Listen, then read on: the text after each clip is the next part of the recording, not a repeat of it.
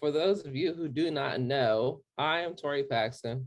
And I'm Hannah Barja. And we are the Racing Incorporated. And we are super excited to get a chance to talk with you, Jason Weems, about your upcoming comedy show, 2 nights in Easton. Oh my goodness. Not one, but 2. Not 1, but 2. I was going for 3, but I thought that was going to be a little selfish. Yeah, I'm excited. I'm really excited. Super excited to see your show. When Susie reached out to us, she was like, hey, like, you should definitely talk with Jason, give a chance to give him some questions, get to know him. Absolutely. So I think we're very curious to know more of like your story. Like, what got you into comedy? How did you become a comedian? How much time we got? What got me into comedy? I've always loved to make people laugh, but like, fun fact, like, I suffer from like crazy anxiety. I get really, really nervous.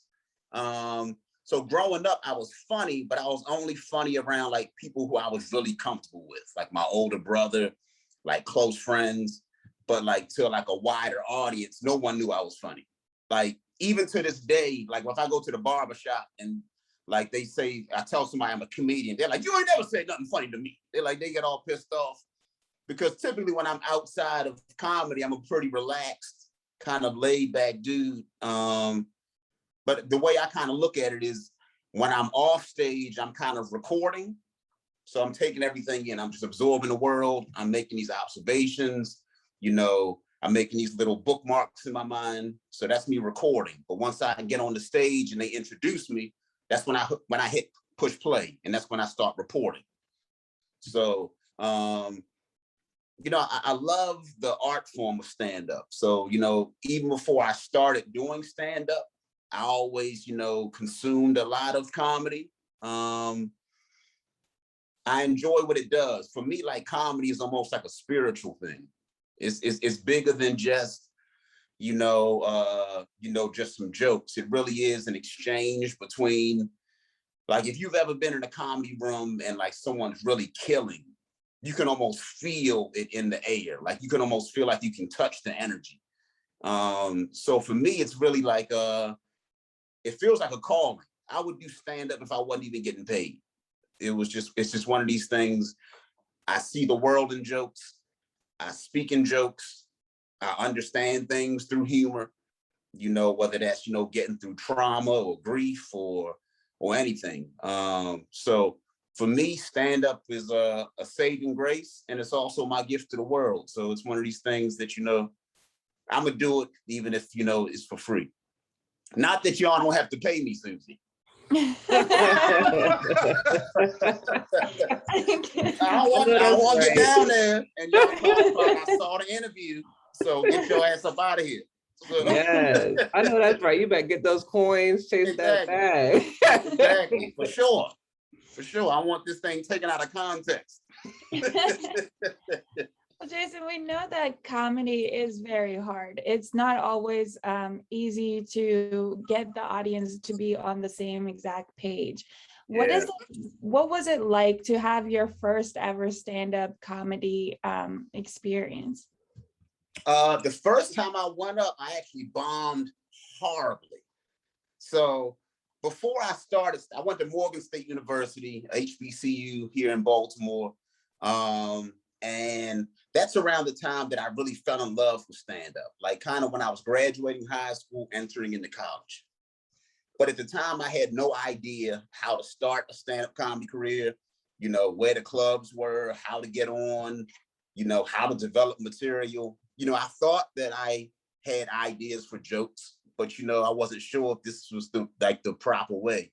So by the grace of God, just like through serendipity, I met this dude who went to school with me at Morgan. He was actually a stand-up comic, a guy named Greg Alexander. And he used to produce shows here in Baltimore. So I was funny just off the cuff, like in conversation. And so people around campus had told Greg that, you know, oh, Jason's funny. And I've been lying to people, telling them that I did stand-up comedy. So people thought that I actually had performed on stage before, which I had not. I had this desire to, but you know, I hadn't actually pulled the trigger. So Greg approached me one day on campus and was like, yo, I got this show coming up. You know, I want to put you on. You got 5 minutes up front. So he gives me the address. And I'm not sure if y'all saw when the whole Freddie Gray situation happened here in Baltimore. There was a high school outside where it was a bunch of kids that were like, you know, throwing rocks at the police, and they were looting some stores across. That was the high school that I performed at. It's called Frederick Douglass High School. So it's kind of like this infamous area of Baltimore, you know, it's known for high crime and so on and so forth. So when I got the address, I was already mad nervous. I'm like, damn, I'm gonna go up here and bomb in front of all these, you know, these people. So I get over to the theater, and I get there early, and this is my first time ever up. He doesn't even know this. He thinks that I performed before the dude Greg. So I go up on stage, and it's like just one of these it's a high school auditorium. It's packed out. It's a DJ on stage. He brings me out to some Jay-Z, you know, no Jigga what? Jigga who? And I come out all hype. And I'm basically just doing stuff that I've seen other comics do on Comic View and these different things. And this is the time that Denzel Washington had the movie Training Day was out. So I had this joke. I came out there and I was like, I grabbed the mic with all this confidence. And I was like, what's up, y'all? And I was like, wouldn't it be crazy if Little Bow Wow was in Training Day? And then the crowd was like, yeah. And then I was like, it'd be called Potty Training Day. And it was complete silence. Like complete, when I say complete silence, I could hear people breathing. It was bad. And I froze and I said good night and walked off stage. I walked off stage. So I went back in the back, and all these comics who I know now, you know, these guys like veterans in it, they were backstage. They were just laughing like hysterically, like, you know, Shorty bomb. Yo, what'd he say? What'd he say? So then my ego rose up in me. Just, you know, I ain't like being clown like that. So I told the host to bring me back out. I was like, no, I ain't going out like that. Bring me back out. I'm going back out. So they agree and bring me back out on stage. So they introduced me again. Give it up for Jason Weems. DJ, bring me back out. Jigga what? Jigga who? I come back out again with more confidence this time. What's up, y'all? How y'all feeling? Everybody's like, all right, all right. Then I'm like, wouldn't it be crazy if Little Bow Wow was in Training Day? I tell the same joke, the same exact one, and it bombs even harder. So I think in my mind, I thought that maybe they didn't hear me properly the first time. But let me tell you, they heard me very clearly. And then I left stage again. I said good night again and went back. And then I hid on the steps until the whole auditorium got emptied out. And then my buddy pulled his station wagon around back by the dumpsters. And I climbed in the back seat and laid down, and we drove off into the darkness. So that was my first time on stage. That was my first experience in the stand-up. And it traumatized me so bad, I didn't get back on stage for 6 years. 6 years. So I didn't perform at all any further throughout college. It wasn't until I graduated. And then it just got to a point where I was with it was my girlfriend then, my now wife. And she had been with me kind of through that entire process, through college, when I graduated. And it was one of these things of, I was always talking about stand-up and telling people that I wanted to do stand-up, but I wasn't pursuing it because I was scared. So it got to a point where I felt like she was losing respect for me in the sense of, dude, you keep talking about it, but you ain't chasing it. And even for myself, it was like, dude, if I don't do this right now, I'm never going to do it. And I did it, and it's been going great ever since. I haven't told that Bow Wow joke again. I think that was the key to my failure. So Bow Wow can go to hell. Hate him. Oh my goodness, that is funny. And to think there were so many people who were backing Shad Moss, to think that they Yeah, were exactly, exactly. they were like, no, this is the hill we Uh-huh. die on. They was No with, Bow Wow yeah, slander. they stood with him.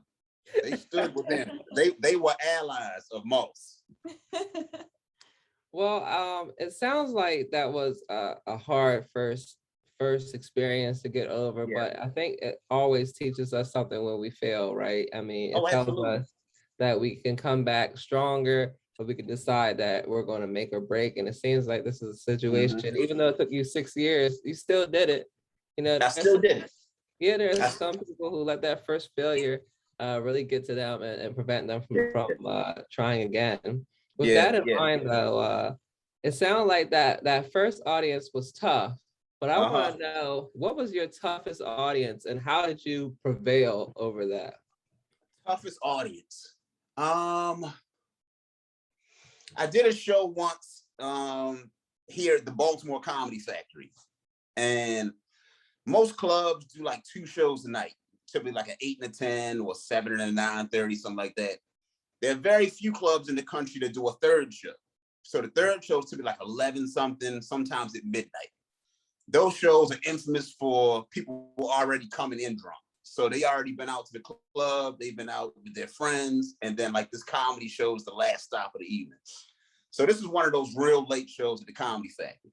And I went up, and as you'll see on Friday and Saturday out in Easton, my style on stage is very conversational, it's very organic. A lot of times I'll go up even blank. I'll go up without a whole lot of, structure to what I really want to do in my head. And I really just kind of feed off the energy of the audience. So I'd gone up on stage, just late show, and I started talking to the crowd. And it was going okay at first. So I'm talking, and then it was a girl that I knew from high school who was sitting in the front. So she's like, oh my God. And then we get into this little thing, and I'm joking with her, like, how your mother doing? And we go into this. And then out of nowhere, in the back of the crowd, in the darkness, I couldn't even see the person, this dude just shouts out, come on with the jokes, motherfucker. Like, and like, it literally shut my whole body just shut down because I didn't know how to process it. Because it was like, first, you ain't gonna rush me with the jokes. I'm gonna come on with them when I'm ready to come on with them. But from that point, like it was just a spiral. Like I don't know if the crowd, if they sided with him or what, but I just could not recover. And me and him basically ended up getting into like a damn near argument. It almost turned into a physical fight. And I got off stage, and I still had shows left that weekend at that club. So, and the next night I went back and killed. It was just one of these things, and that's the crazy thing about stand-up. Like, even with material, you can tell a joke on a Tuesday night in one room in DC and it bombs. Tell the exact same joke for a different crowd the very next night, maybe 2 doors down, and it destroys.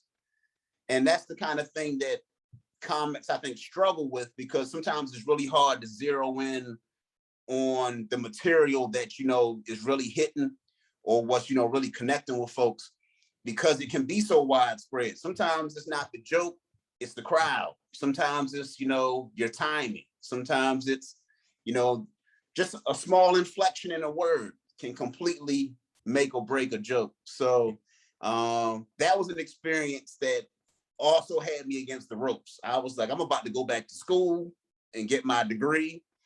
Damn this comedy. I'm going back to DeVry or somewhere, because this shit ain't happening.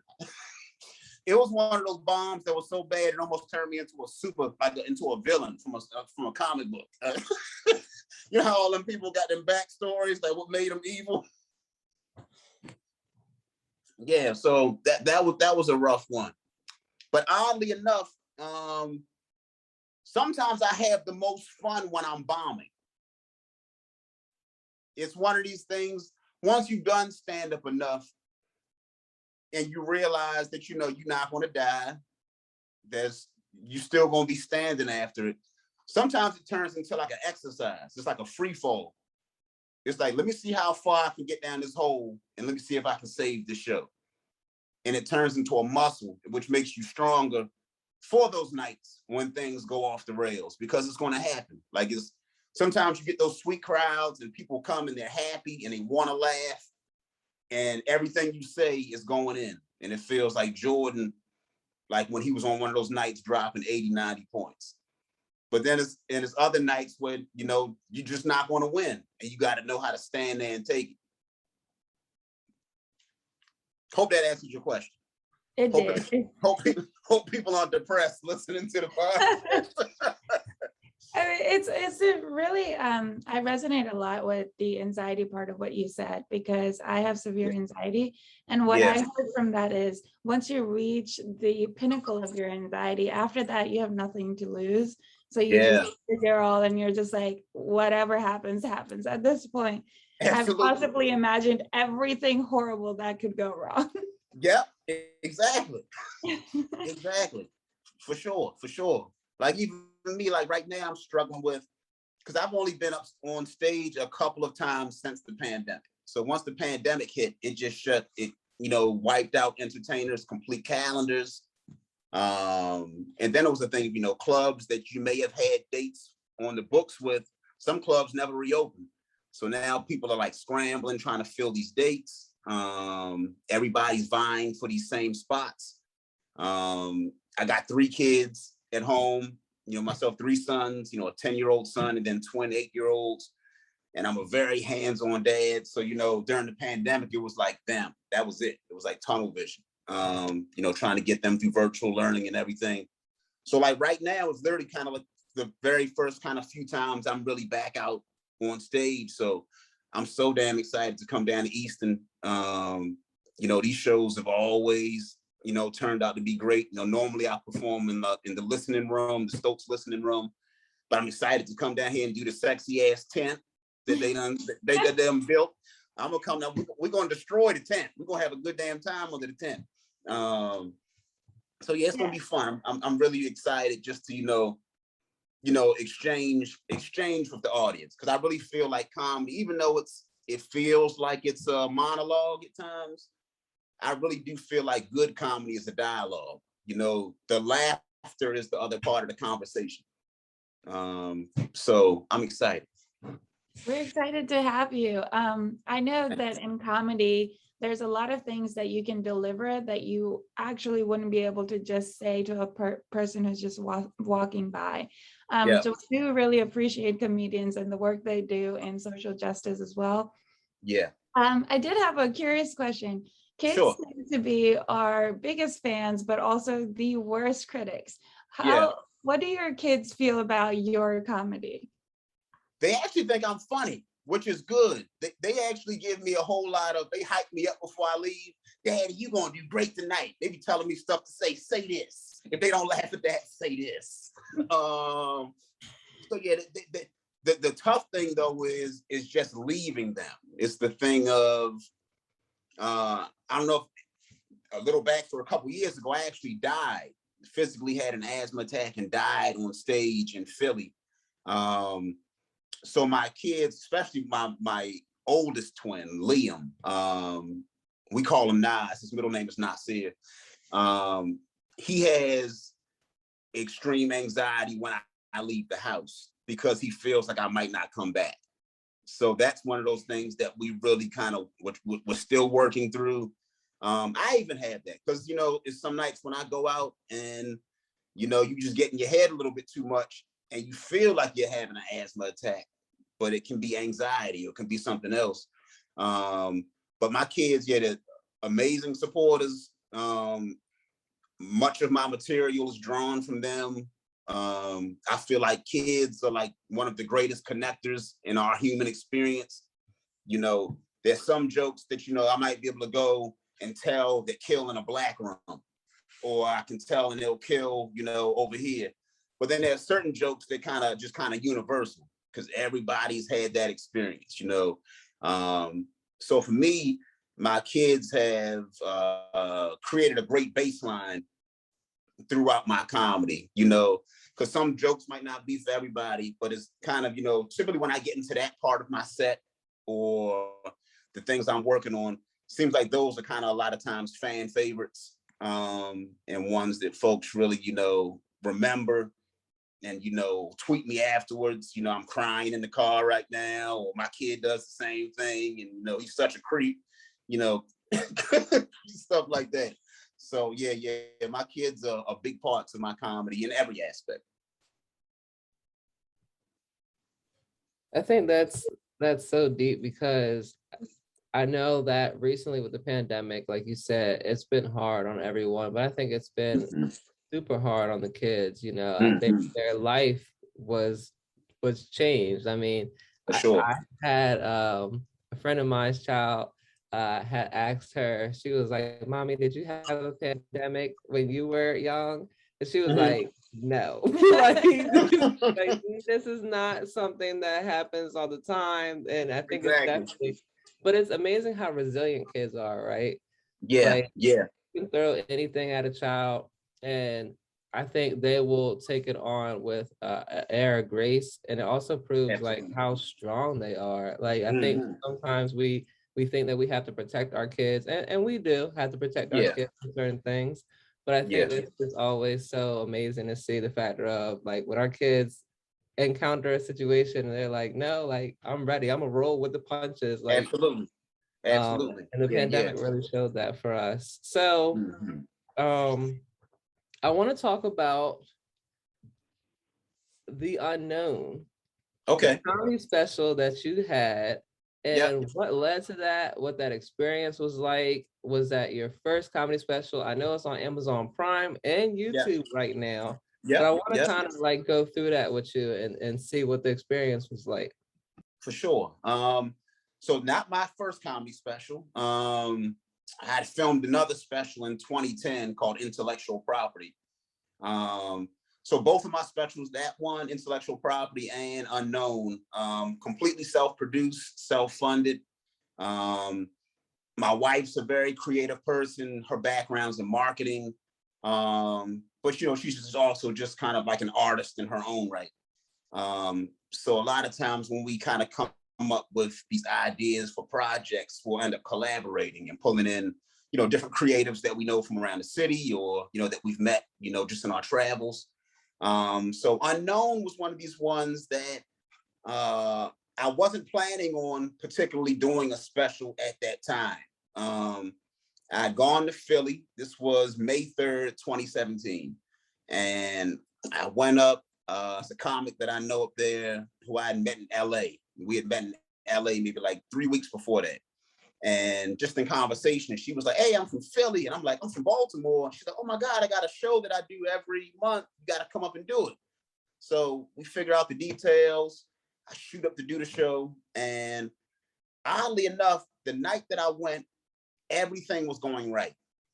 Typically, when I'm leaving for a show in the evening times, a lot of times, it's traffic. I'm running up against rush hour.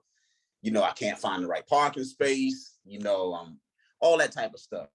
Like the road up 95 was so clear. It was almost ominous. It almost felt like other cars weren't there. And this was like the middle of a week. I get up to Philly. I find a great parking space. I get into the venue.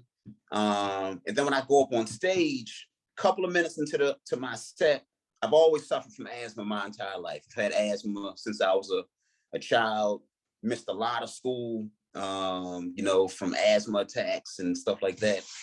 Kind of felt like I grew out of it some in college, but then kind of started roaring back, kind of like my late 20s.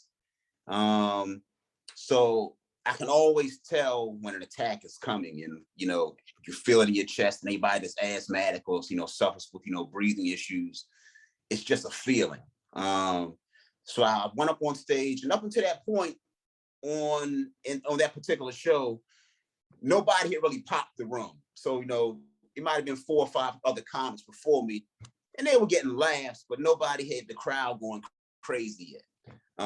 So I went up on stage, 2 minutes in, I'm just riffing and just talking shit, and the crowd is going nuts. I mean, people like stomping their feet, they're smacking the tables. Dude spilled a drink. Like, I'm in my zone. I'm like, oh, I'm about to put up 50 tonight, easy. And I could feel it.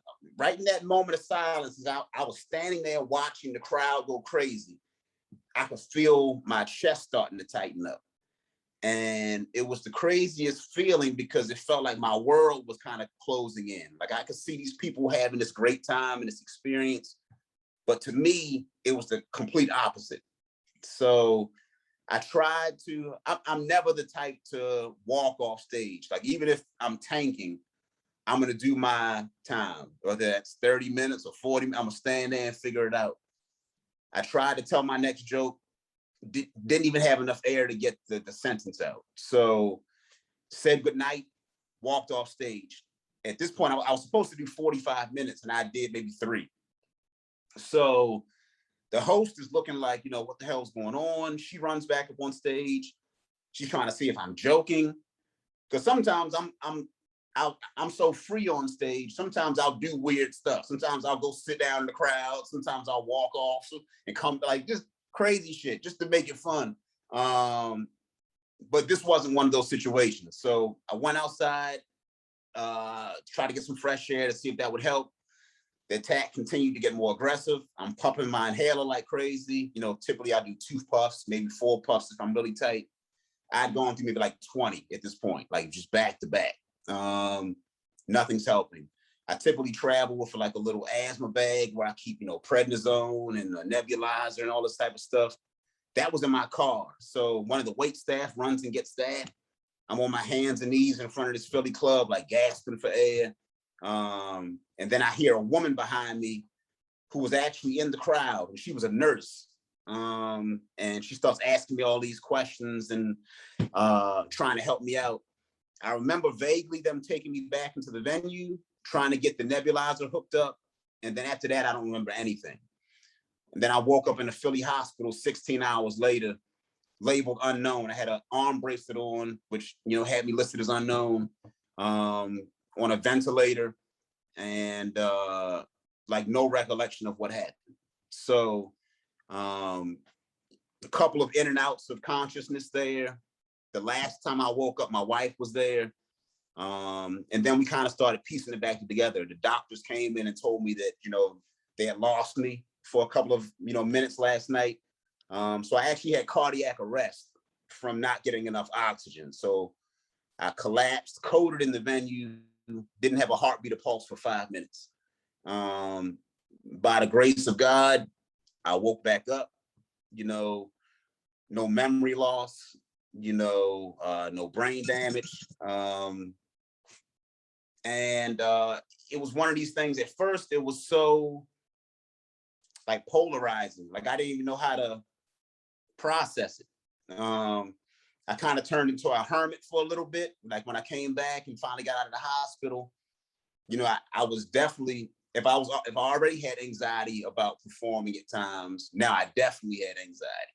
So, but I also feel like as a comic, everything that life gives you is an opportunity for material.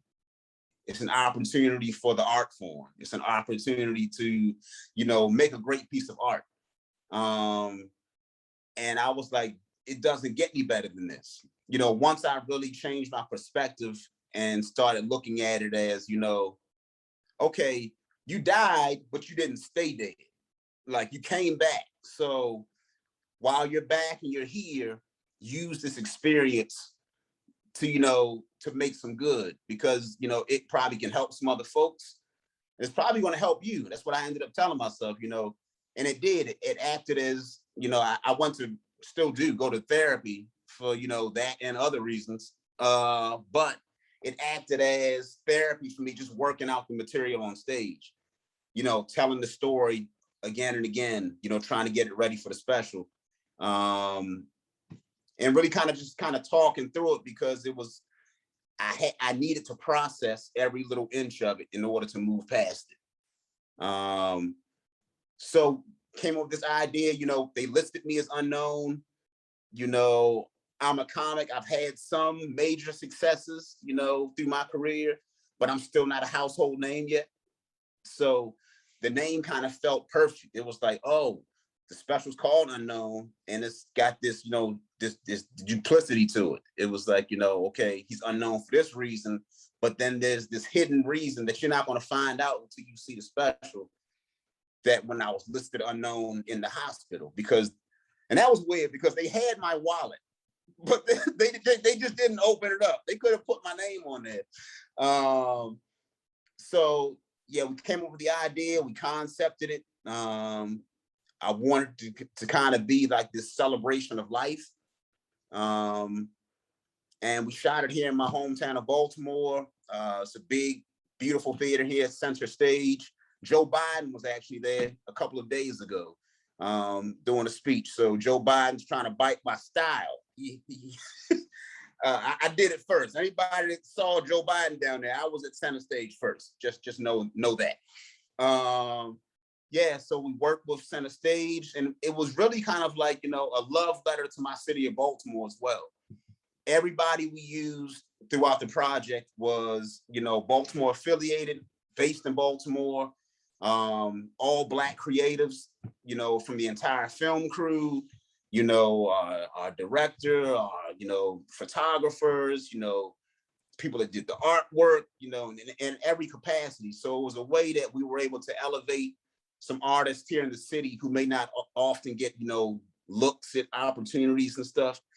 But it was also a way to, show off this great city, which a lot of times Baltimore gets a bad rap because people have seen The Wire and, these small segments of the city. And they kind of paint this blanketed view of the town. So it was kind of a way to show, no, like, we also have this.